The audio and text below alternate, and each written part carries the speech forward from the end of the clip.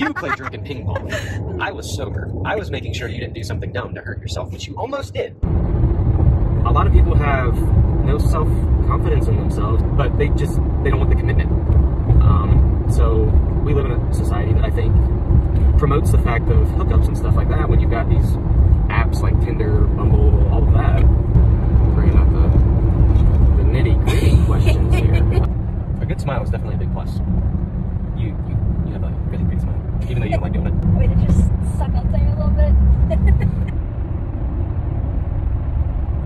Sorry, I'm like trying to drive and think at the same time. That's okay. Focus on the road first and the video second. We might have to cut some of this out. Yeah, that's fine. I'm gonna edit it. Oh, hello. I don't know. I'm having a really hard time like concentrating. Well then, here we can stop until we're out of Cincinnati. Questions girls are too afraid to ask guys. Okay. We're gonna start with the easiest and gradually work up. Okay. What is the first thing that you notice about a girl? The first thing? Yes. Usually, I look at eyes and smile. That's usually the first two things that I see. If she's got a pretty smile, pretty eyes, to me, that is attractive. Is it the thing that you find most attractive? Are we talking just features in this aspect? Yes. Then yes, I would probably say that is. What's the most attractive about a girl's personality? So the most attractive about personality would be, I guess, somebody that's bubbly. They're just fun to be around, and you can have a conversation with them really easily, and it just feels natural, rather than something feeling like forced and it's like really awkward because there's people you talk to, and you're like, oh, that's kind of awkward. Don't know really what to talk about much from there because they like cut it off like super short. So really, I guess just somebody that's able to have a conversation that feels natural. We have lots of conversation. We do. So best conversation is in the car. that is very true. But yeah, I guess that kind of goes to you because you do have a bubbly personality, as to where me, I'm really kind of boring. So you're not boring. I think you're stoic. You're very. That's one way to put it. Do you believe that it should be the men to make the first move? Yes, the man should make the first move. Ironically, that's not how ours started out. But no, I think the guy should, yes. But there's absolutely nothing wrong with the woman initiating things either. Because sometimes guys are so, I don't want to say stupid, but like, what's the word I'm looking for? Like, Bullheaded? Dense, bullheaded, that they don't always pay attention to like what's right in front of them. So in that case, I would say it's good that the woman pursues and initiates, because like in our case, I was kind of, it was over my head. So it's not a turn off if a girl makes the first move? I don't think so. Personally, no. Okay. What does it take for you to make the first move? Oh, man. Well, I don't have game, for one. So, really, for me to make the initiation would just trying to be natural and just have a regular conversation like you would with any other normal person. Just kind of asking things about them, getting to know them. So, for me to initiate, you sure wouldn't see me go into like a bar or something and just initiate something like that with somebody. That I wouldn't be able to do that. But like, how I would say I would do it now would be like asking somebody, oh, hey, do you want to go out to get lunch or something like that? So something simple, not something over the top. What would be the perfect first date for you? Ooh, perfect first date. Do you remember our first date? Bowling. Was and Mexican food. Bowling, then Mexican food. Then, what else did we do? See, now you're asking more difficult questions because... We watched a movie. Do you remember the movie? Ghost Rider. And we played drunken ping pong. You played drunken ping pong. I was sober. I was making sure you didn't do something dumb to hurt yourself, which you almost did. I don't remember that. I think you're making it up. So what does it take to make the perfect first date? So, I think just having fun. If you're having fun, then you can pretty much do anything. So if you you could go like what we did. We could just go bowling or something like that. But as long as you're having fun, I think what you're doing, and if you're enjoying it with that other person, that's what makes it the perfect date. I agree. I think we had the perfect first date. First date, not really first date, but yeah. Date on date. Yeah. Who do you think should pay for the first date? So I'm going to go old school and say that the guy should. Why? Because if the guy's going to be the one to initiate the conversation to begin with the woman, then I think that they should also be the first one to pay. Unless, like... What if she initiates? If she initiates, I still think it would be good for the guy to pay, but if she, like, turns him down and says that she wants to, then I don't think there's anything wrong with that. If she pushes for it? Yeah. So if she's really insistent and wants to pay, then, yeah, by all means.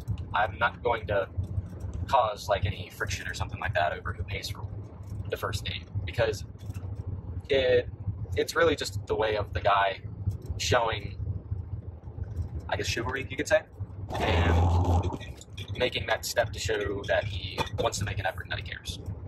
Okay, fair enough. So then, once in a relationship, how do you split the costs? So, going by how our relationship is, we split everything 50-50. So, I think that's a really good way to do things, just because that way it doesn't make one person feel more obligated than the other, and then there's not, like, resentment or anything like that, because people get really jealous, and they hold grudges, and that's not good. And I think that when you split things 50-50, that it doesn't put that type of strain on a possible starting relationship, or just starting out in the relationship. Doesn't cause cracks in the foundation. Right, exactly. Because you want a good solid foundation before you really date that person, and you really want to get to know them ahead of time. So I think by splitting things 50-50, that's the best way to do it. Granted, it also depends on financial situation as well. And some people have jobs where they don't make as much as others, and that's fine. So if somebody has to pick up the slack at one point, that's okay. But I think overall, 50-50 would be the best route to go. I agree with that. I think, especially in the beginning, like after the first couple dates, it was definitely 50-50. Right. And then now that it's gotten more serious, then it's 50-50, but you work as a team, and if one person has to pick up the slack, then, you know, obviously down the road, if that were to happen again, then the other person would. Right, exactly. I agree. I like that. Let's see here. So in the dating, relationship, getting to know you phase, what do you do if you're uninterested in a girl? Oof. So, what I would do, and what I would previously do, and I can't speak for everybody on this, but I would actually say, as hard as it is, that You just flat out tell her, Yeah. like, bye. I don't obviously just say bye, but I just let that person know that I'm not that interested, obviously give them the reasons as to why I'm not, and then just, like, try not to be, like, super mean about it. Like, just let them know, like, hey, sorry, this has been nice, but it's not really clicking for me, or it doesn't really fit what I'm looking for. So I feel kind of like I'm a butt for that, but at the same time, I think that also builds a level of respect for somebody, because I also remember when I was younger that the ghosting thing was a big deal, and I had that done to me quite a few times. That sucked. Didn't want to go down that route, and I know how crappy that feels, so I didn't really want to do that to other people. So, granted, That's respectable. very early stages of dating, I did ghost some people, so sorry to those people. But Sorry, I got him now. yes, He's mine. but no, I did that in the very early stages, and I realized how crappy that was, because then karma kind of came back around and it got done to me, and I'm like, yeah, I'm not doing that anymore. So no, I just honestly, I tell them that it doesn't work out, that it's not working out, and that I just don't feel like it's worth moving further steps. So how do you handle it when somebody has done that to you? How do you handle rejection? Oh gosh. Well, first of all, it really sucks. We'll start by saying that. But I kind of take some time to myself to really reflect on why that kind of happened, and I'm really bad at overthinking things, so I may think things that really aren't in reality. So that kind of sucks. But it's really just reflecting on what I did wrong and what I could do differently in the future that might, to keep that basically from happening again. Because rejection all around just sucks. So whether it's you doing it, you rejecting somebody, or you getting rejected by somebody, it's not a good feeling. And I think that if it's just one of those things where personalities don't mash together, then it happens. But I just kind of reflect and see what can be done differently. I think that shows a high level of maturity. Most people would just get mad, not look inward. Right. So obviously, early dating stages, yes, I would get mad, and I'm like, seriously, why? What did I do wrong? I didn't do anything. It wasn't me. But moving down the line, I'm like, yeah, I was kind of a douche. Well then. So now that you're in a relationship, does taking too long to get dressed or to get ready for an event become annoying to men? I guess I can. It kind of just goes back to how the relationship was built and how well you know that person. So obviously with you, I know you can take a while. So it doesn't bother me as much because I like to think with my personality, I'm pretty laid back anyway. So I try not to let things get to me too bad. But there are times where I get not annoyed, but kind of irked. And I'm like, we could have just gotten ready a little sooner rather than get like full-blown angry or something like that about it. I don't know that you've ever told me that before. I don't think I have. I mean, it doesn't happen often, that's why. So I don't really think about it. It's just kind of, I just blow it off and I'm fine. So in getting ready, does it matter to you how your girlfriend dresses? Obviously not so provocatively that every other guy is trying to hit on her, because I don't cheer. So I don't think that, I'm all for you looking like drop dead gorgeous, but not to the point where somebody is going to come up and I feel like I have to initiate restraint or something like that, I guess. I don't know. You said dress, so as part of dressing provocatively, do you think that is what makes, or do you think in the dressing provocatively, that's what gives a girl a reputation of being a slut, or do you think it's more of how she acts? I think it's a mixture of both. So usually you can tell by how a female interacts with other people around her what kind of personality she kind of has. At least that's, for somebody that likes to people watch and read people and how they interact, that's kind of how I pick up things. So like if I'm watching somebody, like a female being like super flirtatious with a bunch of different guys, like she'll be in a public setting and like, we'll just say like a bar since that's the typical go-to one. If you watch her interact with a guy and then all of a sudden she's like somewhere else with another guy, then that kind of gives you the image, okay, she's very flirtatious, very outgoing, and that kind of then associates with how she's dressed. So, and then I think how she's dressed also influences how those people are going to talk to her. So if she's dressed really provocatively, then I think obviously the guys are going to hit on her, and then that's going to initiate conversation as well. So it really just... They both go hand in hand. Yeah. It almost leads to like the chicken and the egg. Right, exactly. It really is like a hand-in-hand thing, because it's... I've also seen people that are super reserved that, like, on their personality-wise, but then when they dress, they're, like, really outgoing, and then vice versa. So it's hard to say, really, because then there's also people that dress super reserved, but then you get to talking to them, and you're like, that don't match. What you're saying and how, that doesn't match. So it's almost like a case-by-case scenario. Right, because everybody's different. So you can't always judge a book by its cover. That's part of the thing where you would try to get to know the person. On the topic of girls talking to guys, how do you feel about your girlfriend having a bunch of guy friends? So once again, this kind of goes back to how your relationship was built and the foundation that you set. So like for us, I'm okay with you having guy friends. It doesn't bother me, because I know at the end of the day that I trust you, you trust me, and that we wouldn't do anything to harm our relationship. Because we jeopardize that trust. Exactly. Because that was one of the big things when we first started dating. I told you and let you know that, hey, I've got friends like from school and from previous jobs that are female that are friends, and I try to introduce you to those people so you get to know them, and that way you know that there's nothing there at all. Like, they're strictly just friends.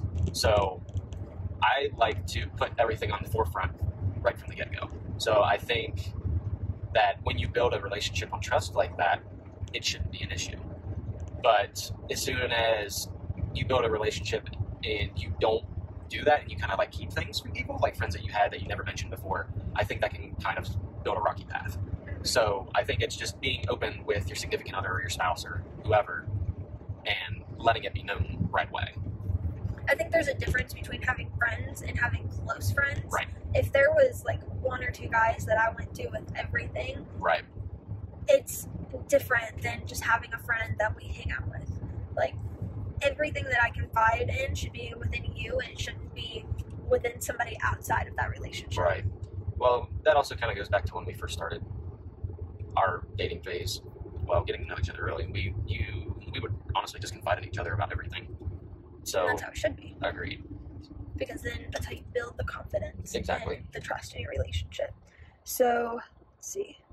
When you're out with your guy friends, is it okay for your girlfriend to be texting you and checking up on you? Yeah, absolutely. I think that is just a sign of trust, respect by the guy doing that. And then obviously not holding anything from her. So I think absolutely that's fine, because if you're really secure in your relationship, that's not going to bother you whatsoever. But if you're on like a rocky relationship and you get aggravated about something like that, I think that kind of reflects on you and where you're at, and it may not necessarily be a good thing. So absolutely 100% believe that, yeah, it should be fine.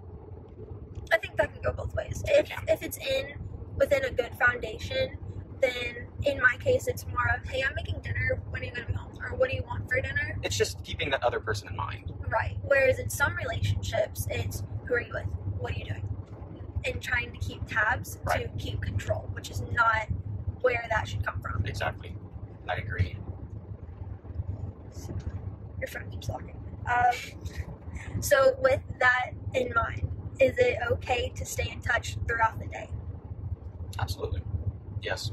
I mean, we do all day, every day, basically. Even when we're at work or something like that, it may not be as in-depth of a conversation, because we obviously talk when we get back home. But yeah, we keep basic conversation all day long. And like, if something comes up, then obviously that'll be a conversation that we start. So, like, hey, this happened. We can talk about it when we get home. Right. And it's not always necessarily a bad thing. It's not always necessarily a good thing. It's just something that comes up. Something that you need to do more in depth than over a text message. Because text messaging is very misleading, because it can lead to a misinterpretation big time. So I definitely think that if it's an in-depth conversation like that, it needs to be had in person rather than over text message. I agree. I absolutely agree. And I think with that, you have to take in mind, if they are at work, they're not going to be responding immediately. Right. And you have to keep that in check and not get upset or hurt over that. Exactly. Should your girlfriend share your passions or hang out with you and your friends? Is it important to participate in each other's passions and hobbies? I think that it is, because if you both share things that you're passionate about and that you really enjoy, it makes that relationship overall that much more enjoyable. Because, like, for instance, when we first started out, one of your requirements, which I find funny at the time, was that whoever you're with liked horses. And Horses were a huge part of my life. Exactly. Prior to meeting you, I had never been around horses or had anything to do with them, so that was completely new to me. And through that basic, I don't want to say initiation, but like greeting of me learning about horses with you, that was a passion that ended up being shared between the two of us, because then I ended up really liking horses as well. It was, and the open-mindedness that you brought into that, where I was like, hey, this is something that's important to me, at least get to know a little bit about it, and so that way you can understand. But you went above and beyond and actually started enjoying it too, and it became a passion for the both of us and something that we connected over deeply. Yeah, we did, and it was really part of keeping an open mind, because I know a lot of people that don't really do that. They're just set in what they like and what they don't, and they don't really want to try new things. And I think that with life being a journey, that it's good to keep an open mind and try all the different things that you can while you're here. So, same with voting. You didn't vote before you met me, and now we're talking about buying our own. That's true. Exactly. So it's really just keeping an open mind, because just like life, a relationship is ever evolving. So you want to keep an open mind and try different things. And obviously when you try those things, you'll find out, hey, this works, or hey, this doesn't. So I think it's good to tie this all back in, that it's good that both partners share the same passions, or at least have the open-mindedness to try different things. I like that. I like that we do that. Do you think that men are in touch with their emotions? Absolutely. I think guys are more in touch with their emotions than they care to portray. Why is that? Why don't you think that men are more open about sharing their thoughts and their feelings? I think it's part of how society wants us to portray ourselves, that we have to be super masculine and that we shouldn't share our emotions and that should be just kept to ourselves, when in reality, that's something that really needs to be talked about, because there's a lot of things that guys hold in that they probably should talk to even like a therapist or something about, because holding things in can be more detrimental than anything. And if a guy has something that's from his past that's like really weighing on him, that could affect him in his relationship. And if he's carrying that into the relationship, then that could have a negative, like I said, negative impact. You good? Oh, yeah, I'm good. Okay, go ahead. Okay, next question. How do men feel about periods? Do they think it's gross? Do they just... What are your thoughts? I mean... We started off with the easy questions. Yeah. Now they're getting hard. To me, I come from a somewhat medical background, so it doesn't bother me, but I would say the general consensus, yes, periods are icky.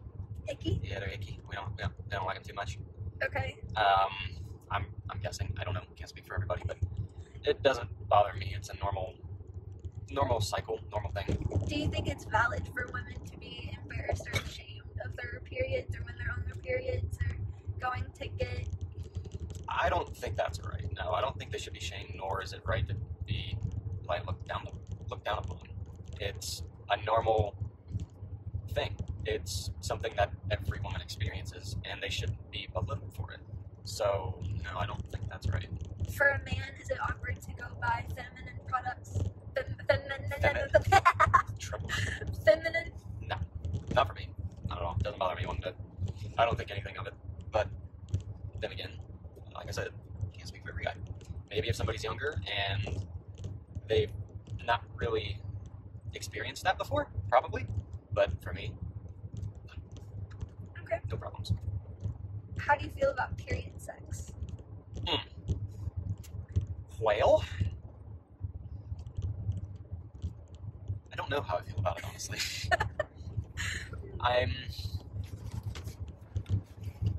Part of me says no, but then again, the other part's like, I know for women, it Helps with cramps. yeah. I don't know how I feel about that. I guess it's kind of how I'm feeling that day, I guess. What were your thoughts whenever I told you this week that sexy time helps induce labor? That was a complete mind boggle, because I've never really thought of that. So I was kind of like, oh, that's a thing. You do it to make the baby, Okay. you do it to get the ball rolling to get the baby I guess out. that's the fix-all for it, everything then. So, but I had no idea. Even though I said I come from a somewhat medical background, I don't think I knew to that extent that could help with that. Is sex always on a man's mind? That's a yes. I wouldn't say always. I would say probably like 75% of the time. That's my guess. I don't know. Okay. I wouldn't say all the time, but it's primarily probably what's on the guy's mind. Because, I'm sorry. no, you're fine. I would say sex drive for guys is pretty high, and I know it can be for women too, so. What does it take to get you in the mood for sexy time? I mean, do you need like some forewarning? Like, hey, it's going down tonight. I wouldn't say it's necessarily the forewarning. I'd say some of the best times have been spontaneous when it's not planned. But as far as what would get me in the mood, it doesn't take a whole lot. I mean, show a little skin, and then all of a sudden it's just like, oh, hi, you ready to go? Do men like lingerie, or would they rather just naked? Speaking for me, not all men, I like lingerie. Why? Because it gives a different aspect that is not always there. So it's putting something on as little as possible, but still leaving enough to, depending on the lingerie, leaving some to the imagination, which can drive a guy wild. Okay. At least that's my experience. I know some guys, they just want strip going. I like lingerie, but you don't wear it that often. They just Is there a specific type that guys like? Like, do they like their favorite color? Do they like different styles? I never really thought about different kinds. Lingerie is lingerie, and all new. Yeah, I guess so. I never really thought about it before. I guess it just depends on the person, really. Like, the kind of lingerie that you've picked out, I've really liked. I don't wear that often, though. No. I've seen it, though. May not wear it all the time, but I have seen it. Can you fill an IUD? Phil? Feel? Is that what you were saying? Feel? I think... Mine's a different story, though, because after my surgery, but beforehand, when it was normal. Honestly, I don't think I ever did Okay. prior to that. I think you're supposed to be able to, but You are? that's how you check to make sure that it's in the right place. Oh, I don't know if I ever did, but I never, paid attention for that. Okay. Would that be a turnoff? What is a turnoff for you, for guys? For a second, I thought you were drinking my water. No, hold on, this is mine. I don't know. Oh, okay, that's far. Well then. Well, that was a bit of an extreme. Okay. Anyway, to continue, what's a turnoff for a guy? Hello, we are stopping suddenly. I think it's one of those things that you don't really know until it kind of happens, because it's not always a premeditated thought that, oh, this is just going to turn me off all of a sudden. When I get spicy. Like you start back talking? Yeah. I don't know, I can kind of see that as being like a sexual thing that is a turn off. Okay. I don't know. I mean, it could. Depends on my mood, I guess. Really, I don't know.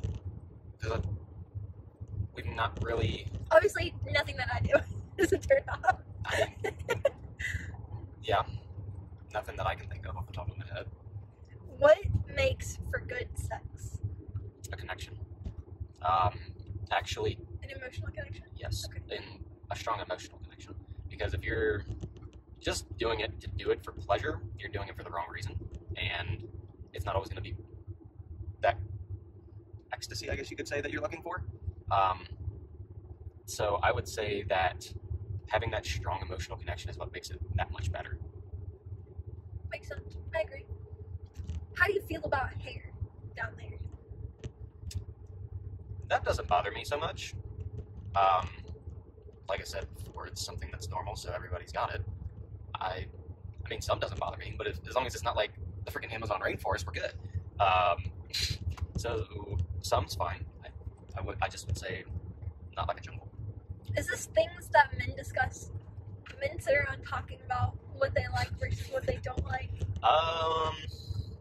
You know, I can't speak for every man, because I'm a little different than most, but probably, I think so. I think I've heard conversations of that before. I don't really recall, but I'm pretty sure I've probably heard conversations of that nature before. How do you feel about... Wait, hold on.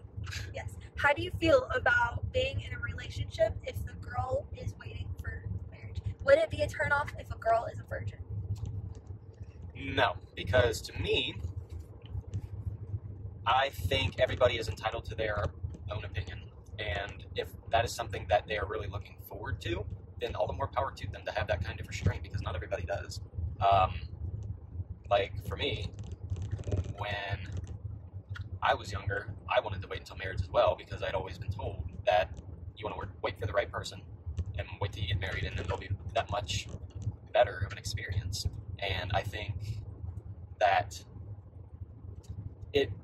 it's definitely worth the wait, excuse me, if it's with the right person. So I would say if a girl's a virgin, absolutely kudos to you, because that's difficult, especially in a society where we have people that just want to go at it like rabbits. So Do you think that, well, you said about you specifically, but do you think other men see it the same way? I think some do. It just kind of depends on how they were brought up. So for me, with my family, we weren't necessarily religious, but I was always told by my parents that you want to wait until marriage, and I really respected my parents, so I did for as long as I could. And I didn't lose my virginity till I was in my 20s, but I would say because of that longer wait compared to most other people, that it was worth that wait.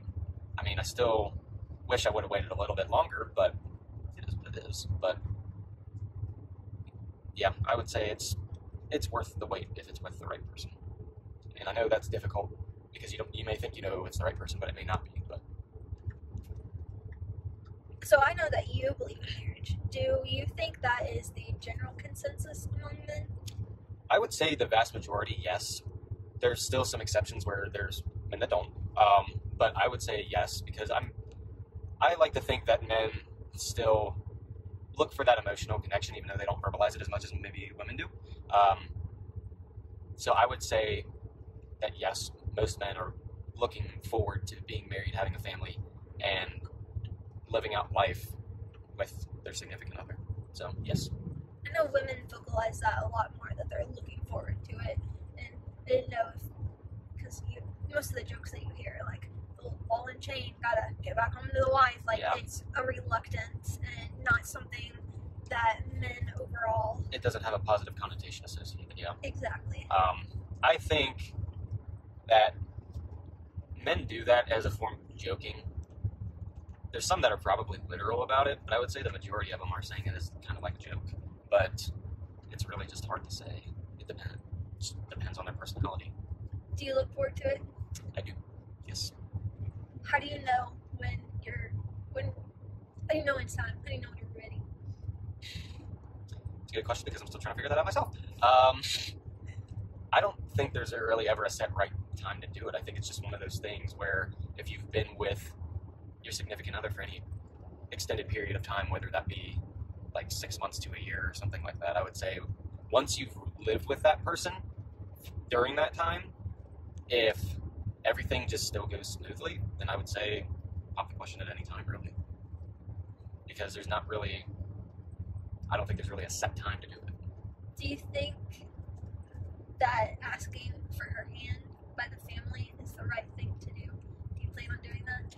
I think it is the right thing to do because I kind of go back to traditional values that it's a sign of respect. Is there a set person that you're supposed to ask? Typically, I would say it's probably the dad and the mom, but in our case, that's going to be a little bit different and a bit of an exception. You have like 6 people to talk to. Yeah, it really, I would say it's usually going to be the mother and father, and then depending how close the grandparents are to a given situation, maybe the grandparents as well, but I would say mostly the father and mother. But yes, I think it's something that people should do. It's just a sign of respect. Well, that's all the questions I have for you. Made it through. You did good. Thank you.